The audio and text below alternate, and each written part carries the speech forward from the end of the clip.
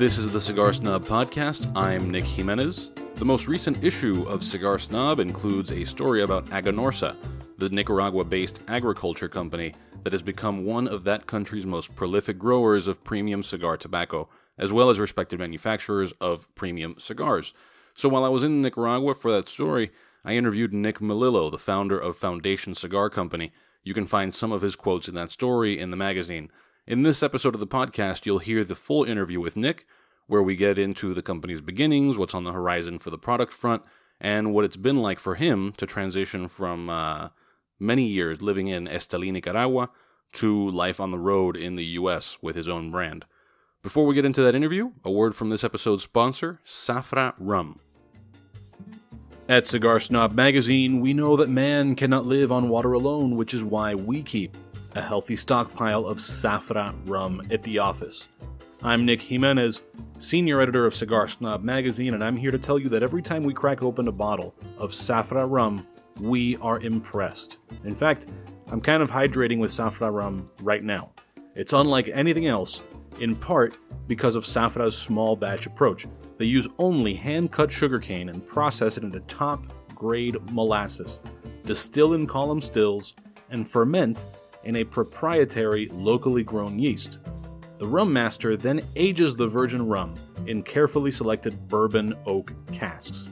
The end result is a rum masterpiece that's great for top-shelf cocktails, drinking it on the rocks, or even just drinking it neat, which, by the way, is what we did when we paired this in the pages of Cigar Snob magazine with the Oliva Serie B Melanio, but it goes great with just about any cigar. Here's what we had to say about Safra rum.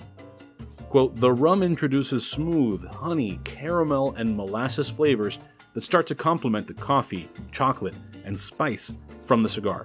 Safra also received an exceptional 95-point rating from the Beverage Tasting Institute, so we are not the only ones who are crazy about this stuff.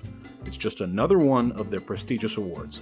Ask for Safra rum at your favorite retailer, restaurant, or bar.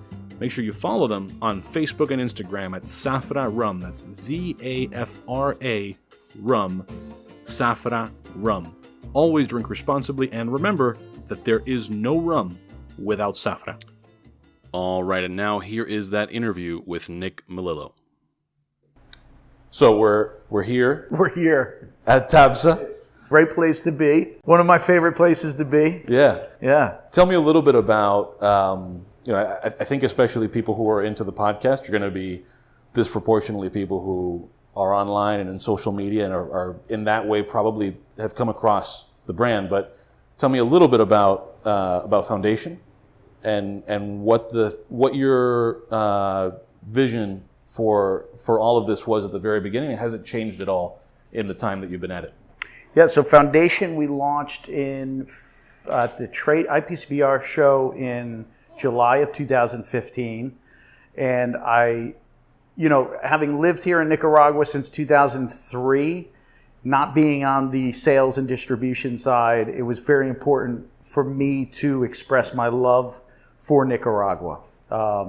So I really wanted to make a blend that was 100% Nicaraguan and a brand that really expressed the heart and soul of what Nicaragua was to me, but also the Nicaraguan people.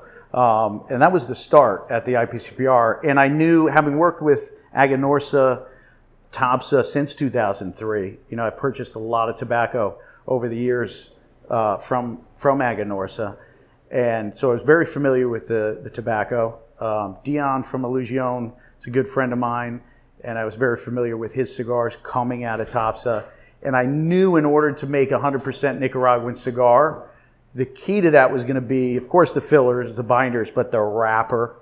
Having a Nicaraguan wrapper is not an easy thing because of the sun exposure, the land.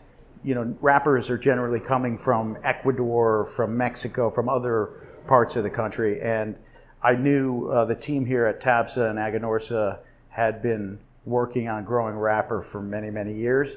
And to me, it was the best wrapper I felt for El Huehuense, the wise man that I was going to launch. So that was crucial. So what does that end up meaning, that vision of sort of having Nicaragua and having that be the identity of the brand, or sort of at its core, what does it end up meaning to the end smoker in terms of the experience? Flavor country. Okay. Just flavor. I mean, I had never worked on a 100% Nicaraguan blend before. Which may be surprising to a lot of people, what with Nicaragua, and like it's been such a part of what you identify with, but the fact that this was the first one, yeah. So I thought it was appropriate. It was perfect because I had never done it before. It was something new, something different for me, and I think for final consumers also, and the stores. To me, really, you're getting all of Cuban seed tobacco, but tobacco that's distinctly Nicaraguan. Right. And what I mean by that, you have, for me and personally, much more of an explosion of flavor and complexity to the Cuban seed that's grown here in Nicaragua, in Estelí, in Jalapa. So you get that cedar, you get that spice, but then you also get body and strength, but it's not overwhelming. Yeah. And that's kind of what I was going for the blend, to have a medium plus blend, that cedar kind of spice profile. Nothing, for me, blending, the key is balance, and I don't enjoy things that end up jading my palate or too aggressive on my palate, and having a nice balance to it. So I think that's definitely what we accomplished.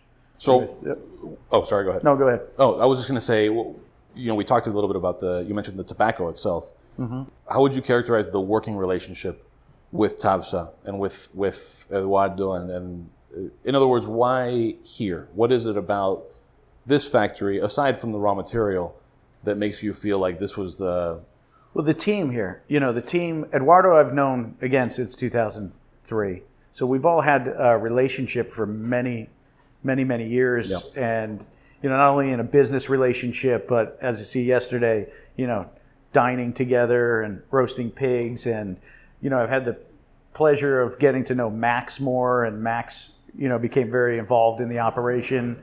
Arsenio, Arsenio reminds me of my grandfather, the Cuban version of my grandfather, and they've actually talked on the phone a couple times from the States. My grandfather's 92 right now, but, learning from Arsenio, I'm always learning and growing about tobacco, and learning from these guys over the years, continue to come in here and learn more about the tobaccos on a production standpoint. And Eduardo, they opened up the vaults to me, let me go in and select all the tobaccos that I wanted to. And pretty much, they know I've had the experience from the factory, and, you see, I get to come in and, I'm treated like family. So, yeah, you can't beat that. And they know I know, what I'm looking at, where the production, is coming from, the sorting, the thing. And I was able to, I think,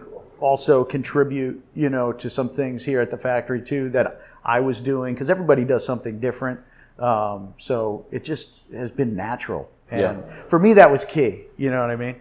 Especially with my new project. And I was close to wanting to start a factory, and, just having these relationships with a factory like Tabsa, I didn't need to, because, they treat me like family. Sure. So I've been informed by the voice of God over here that we're referring to the factory as Aganorsa, and not, which I think is great, because it really does sort of draw attention.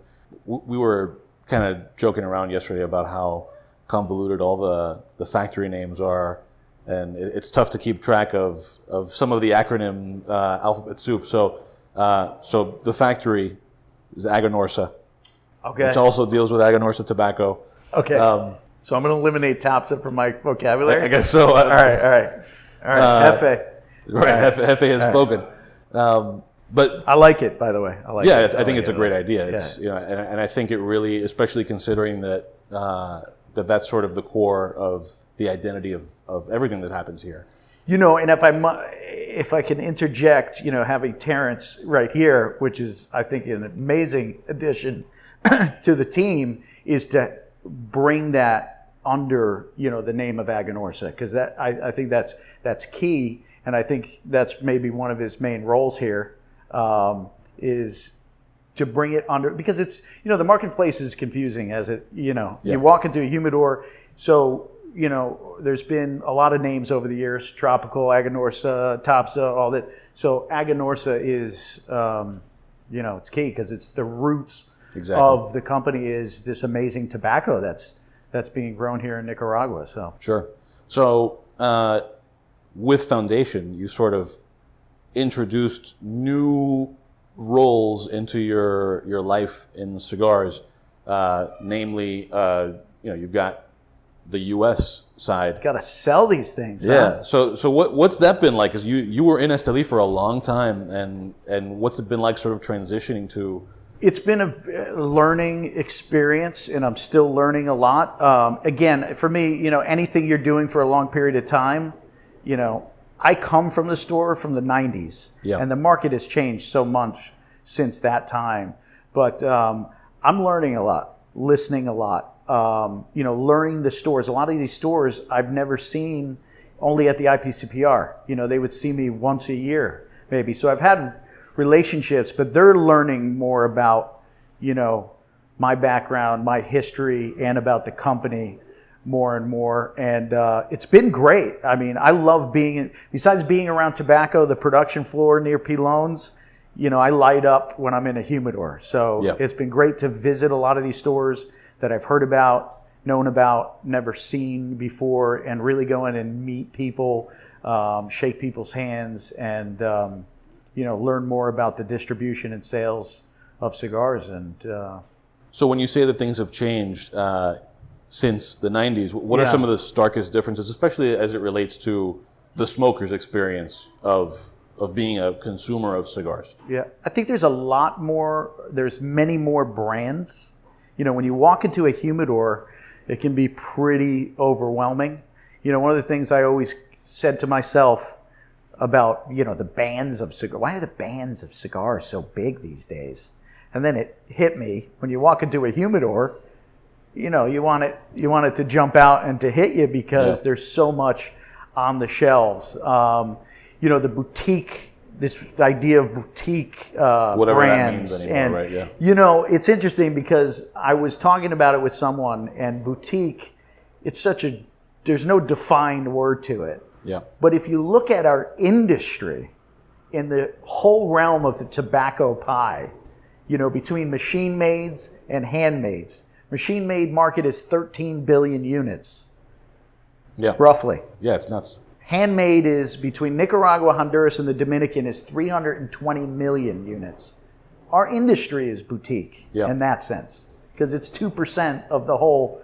But we've had this trend of smaller companies, smaller brands, a lot more brands. I think around 2005-ish, 6-ish, they started hitting.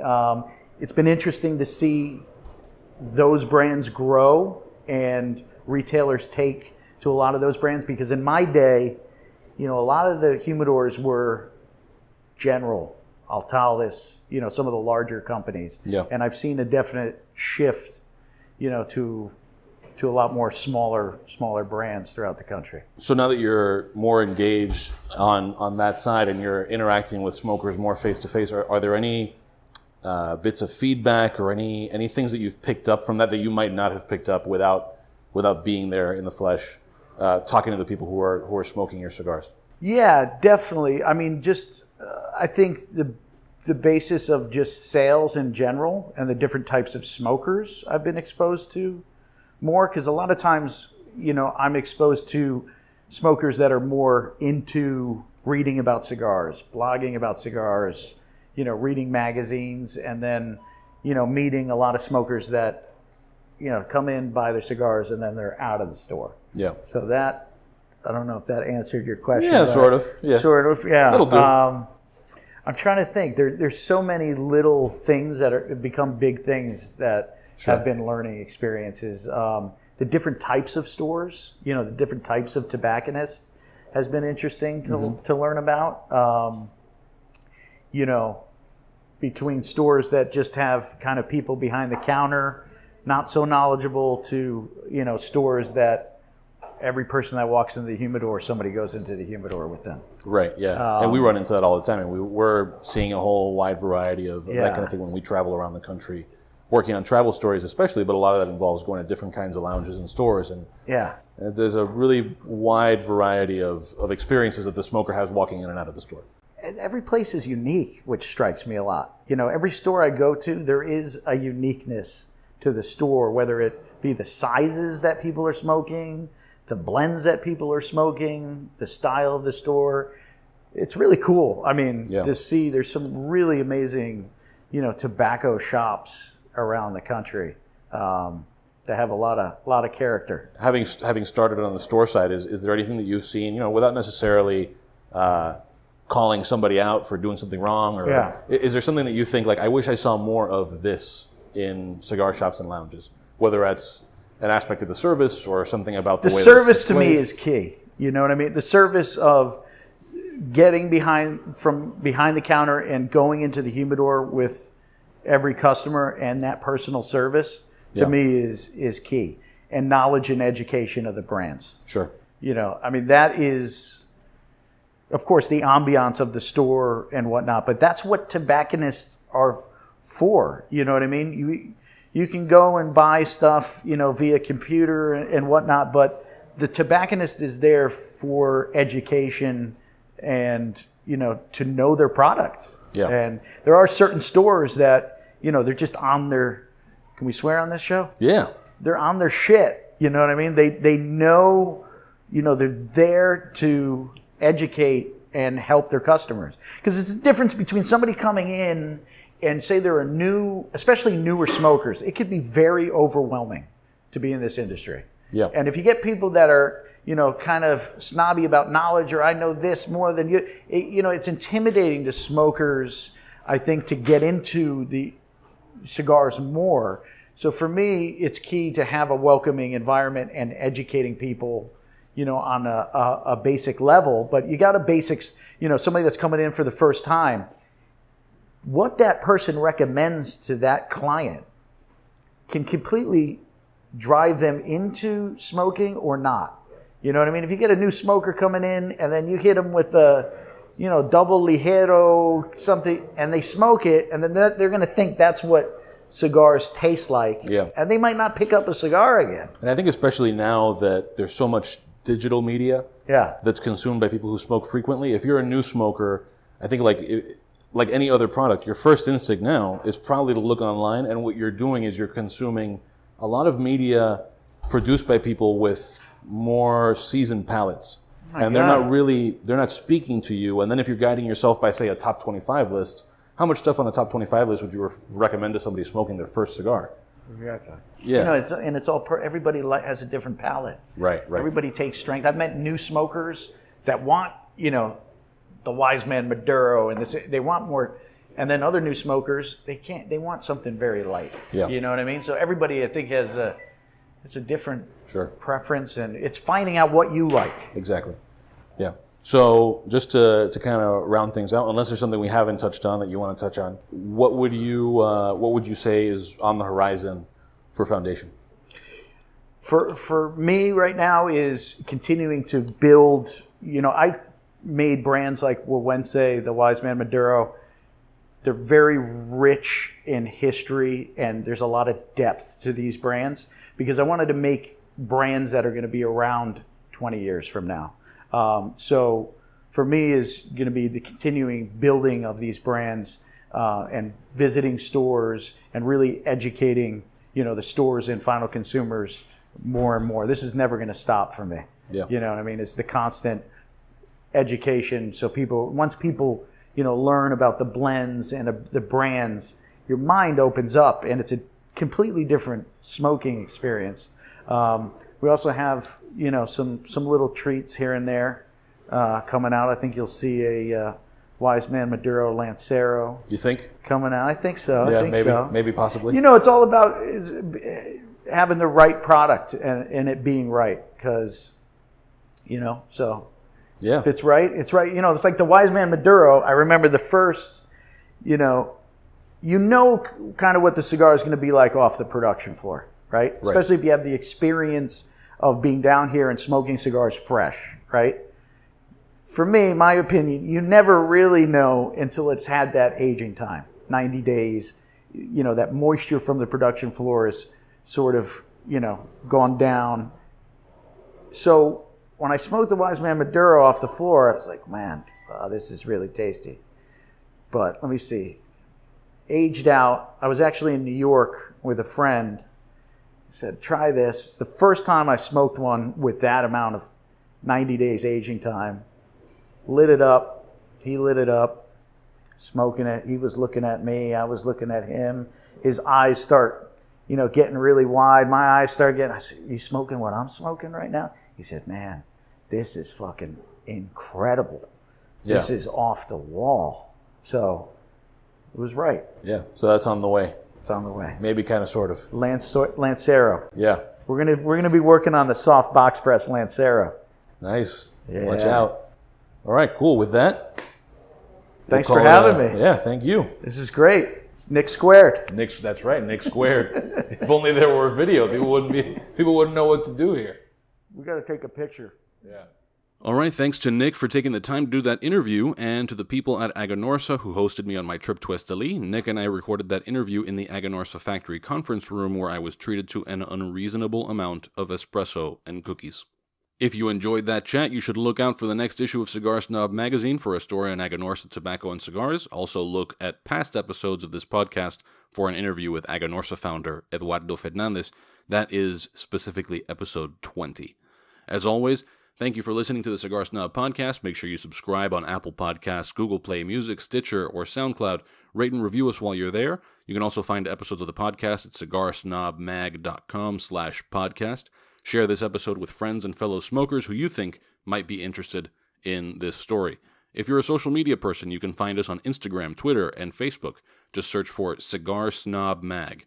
Finally, make sure to send any feedback, questions, or comments to feedback@cigarsnobmag.com. That's feedback@cigarsnobmag.com.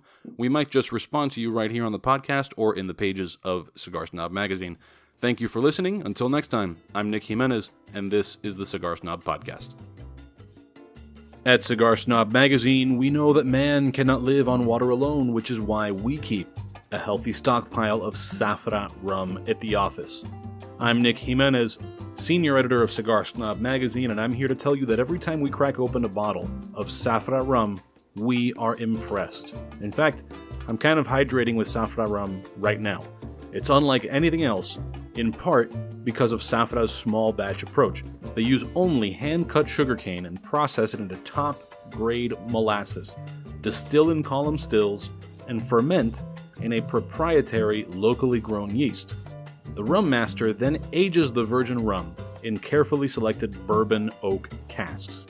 The end result is a rum masterpiece that's great for top-shelf cocktails, drinking it on the rocks, or even just drinking it neat, which, by the way, is what we did when we paired this in the pages of Cigar Snob magazine with the Oliva Serie V Melanio, but it goes great with just about any cigar. Here's what we had to say about Safra rum. Quote, the rum introduces smooth, honey, caramel, and molasses flavors that start to complement the coffee, chocolate, and spice from the cigar. Safra also received an exceptional 95-point rating from the Beverage Tasting Institute, so we are not the only ones who are crazy about this stuff. It's just another one of their prestigious awards. Ask for Safra rum at your favorite retailer, restaurant, or bar. Make sure you follow them on Facebook and Instagram at Safra Rum. That's Zafra Rum. Safra Rum. Always drink responsibly, and remember that there is no rum without Safra.